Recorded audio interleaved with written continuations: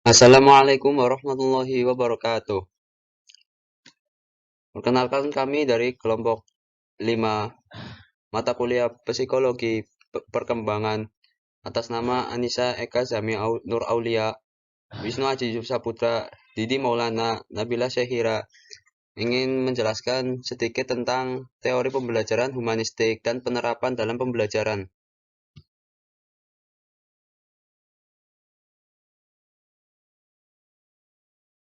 Pokok pembahasan materi. A. Teori Arthur Combs dan penerapan dalam pembelajaran. B. Teori Abraham Maslow dan penerapan dalam pembelajaran. C. Teori Carl Rogers dan penerapan dalam pembelajaran. A. Teori Arthur Combs dan penerapan dalam pembelajaran. Arthur Combs bersama dengan Donald Singh 1904 sampai 1967 menjelaskan tentang meaning. Belajar dikatakan berhasil jika ada kebermaknaan yang dicapai peserta didik baik materi maupun bermakna bagi kehidupannya sendiri. Pendidik bukan memberikan materi yang tidak disenangi dan tidak sesuai dengan kehidupan peserta didik sehingga pendidik memahami tingkah laku dengan mengkorut dunia peserta didik itu. Jadi, ada perubahan tingkah laku, maka pendidik bisa membuat keyakinan positif peserta didik.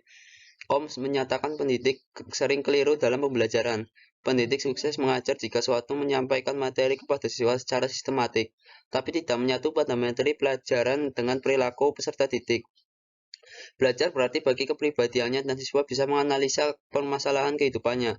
Holmes menjelaskan gambaran dari diri peserta didik berupa lingkaran kecil dan dunia berupa lingkaran besar.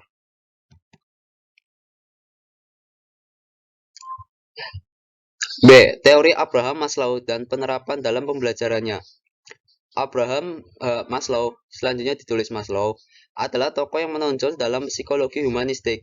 Karyanya di bidang pemenuhan kebutuhan berpengaruh sekali terhadap upaya memahami motivasi manusia. Sebagian dari teorinya yang penting didasarkan atas asumsi bahwa dalam diri manusia terdapat dorongan positif untuk tumbuh dan kekuatan-kekuatan yang melawan atau menghalangi pertumbuhan. B. Teori Abraham Maslow dan penerapan dalam pembelajaran.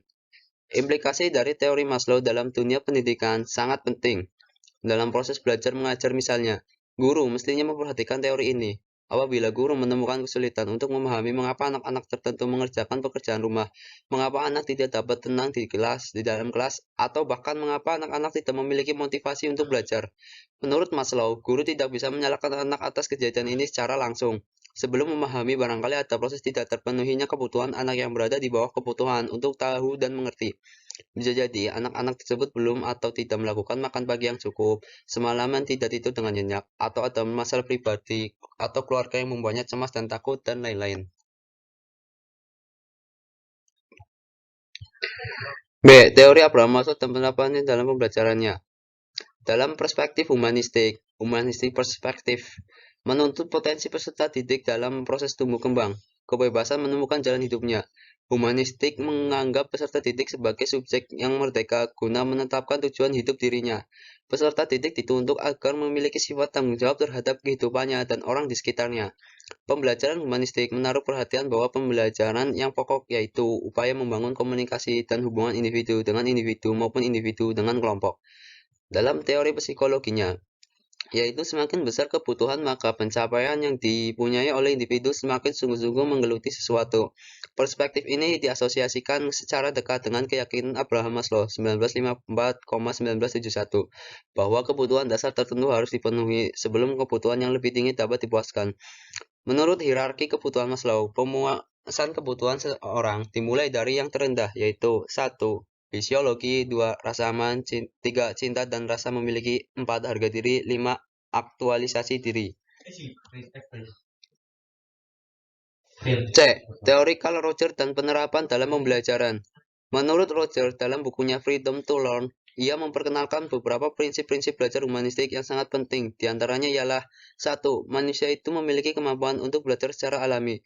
2. Belajar yang bermakna terjadi apabila subjek mater dirasakan peserta didik mempunyai relevansi dengan maksud-maksudnya sendiri. Belajar yang melibatkan 3. Belajar yang melibatkan suatu perubahan yang ada di dalam tanggapan mengenai dirinya, dianggap mengancam dan cenderung akan ditolaknya. 4. Pekerjaan-pekerjaan belajar yang dapat mengancam diri adalah sangat mudah untuk dirasakan dan mudah diasimilasikan apabila ancaman dari luar tersebut semakin kecil. Apabila ancaman 5. Apabila ancaman kepada diri peserta titik rendah, pengalaman bisa diproses dengan melakukan berbagai cara yang bermacam-macam dan terjadilah sebuah proses belajar. Lanjutan 1. Belajar yang berarti bisa didapatkan peserta didik dengan melakukannya. 2. Belajar dapat diperlancar bila mana peserta didik dilibatkan langsung dalam proses pembelajaran dan ikut serta bertanggung jawab dalam proses pembelajaran tersebut.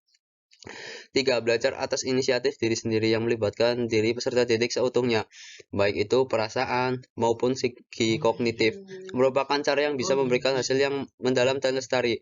4. Kepercayaannya pada diri sendiri, kemerdekaan, kreativitas akan lebih mudah untuk dicapai apabila peserta didik dibiasakan untuk mawas diri dan mengkritik dirinya sendiri, dan penilaian diri dari orang lain adalah cara kedua yang juga penting. 5. Belajar yang sangat berperan secara sosial di dunia modern ini adalah belajar yang menyangkut proses belajar, yang terbuka dan terus-menerus pada pengalaman dan penyatuannya ke dalam dirinya sendiri mengenai proses perubahan itu. Teori Carl Rogers. Menurut Rogers, penyebab dari kecemasan psikologis adalah inkongruensi, atau saat diri ideal seseorang tidak cukup bertumbukan dengan konsep dirinya, dan inkongruensi atau pada saat diri ideal seorang individu tidak cukup untuk berbicara terhadap konsep dirinya, dan inkongruensi ini dapat dipresentasikan melalui tujuan-tujuan yang seseorang pilih untuk diraihnya.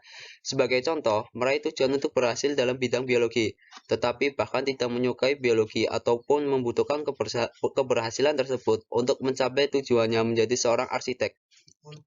Terdapat kemungkinan bahwa orang tua dari orang tersebut adalah ahli biologi dan selama ini ia diharapkan akan melakukan hal yang sama walaupun merasa bahwa arsitektur lebih menyenangkan dan memuaskan. Lanjutan. Rogers menyatakan ada 5 yang penting dalam proses belajar humanistik, yaitu sebagai berikut. A. Hasrat untuk belajar. Keinginan untuk belajar dikarenakan adanya dorongan rasa ingin tahu manusia yang terus-menerus terhadap dunia sekelilingnya. Dalam proses memecahkan jawabannya, seorang individu mengalami kegiatan-kegiatan belajar. B. Belajar bermakna. Seseorang yang beraktivitas akan selalu mempertimbangkan apakah aktivitas tersebut mempunyai makna bagi dirinya. Jika tidak, tentu tidak akan dilakukannya. C. Belajar tanpa hukuman merupakan belajar yang terlepas dari hukuman atau ancaman menghasilkan anak bebas untuk melakukan apa saja dan mengadakan percobaan hingga menemukan sendiri suatu hal yang baru. D. Belajar dengan daya usaha atau inisiatif sendiri menunjukkan tingginya motivasi internal yang dimiliki. Siswa yang banyak inisiatif akan mampu untuk membantu dirinya sendiri menentukan pilihannya sendiri dan berusaha mempertimbangkan sendiri hal yang baik bagi dirinya. E. Belajar dan perubahan. Keadaan dunia terus berubah. Karena itu, peserta didik harus belajar untuk dapat menghadapi serta menyesuaikan kondisi dan situasi yang terus berubah. Dengan begitu, belajar yang hanya mengingat fenomena atau menghafal kejadian dianggap tak cukup. Sekian penjelasan dari kelompok kami, kelompok 5, mata kuliah psikologi pendidikan. Kurang lebihnya mohon maaf apabila ada tutur kata yang kurang berkenan dari kami sekalian, mohon dimaklumi. Sekian dari kami. Wassalamualaikum warahmatullahi wabarakatuh.